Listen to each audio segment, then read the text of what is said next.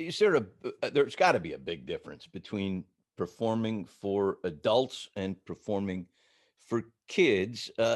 Just talk about the difference there for us. Yeah. Well, we have to understand that children's brains are different from adult brains. And because of that, they experience magic differently. I've never sort of laid out the what the differences are, but I can tell you two things. The first is a magician who because he can break a rule of nature. He can make something float, he can make something disappear, and in the real world you can't do that. But for a child doesn't know the rules of nature. So the first thing is you if you're going to break a law of nature, it has to be a law of nature that children understand and know about. And the second thing is so much of a child's life is magic, especially younger kids, 3, 4, 5, even sixes. A microwave oven, a cell phone, a television. There's so many things in life that are magical, and so if everything is magic, then nothing is magic.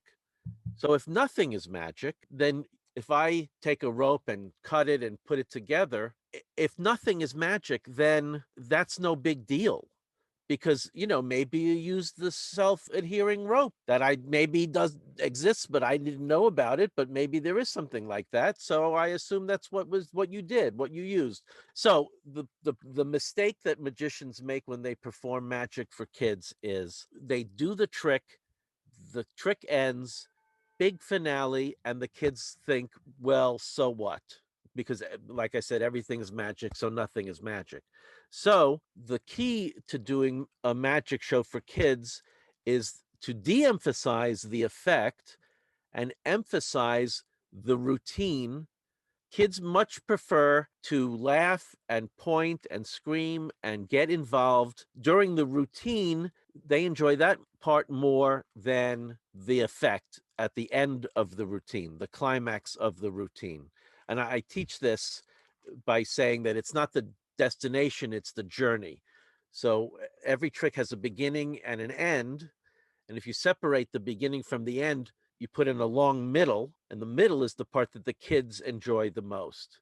The middle is where the kids are laughing and pointing and getting excited and answering questions and interacting with the magician. And that's the fun stuff that they really, really enjoy. And then the plot resolves itself with an effect of some kind, and that's the end of the trick.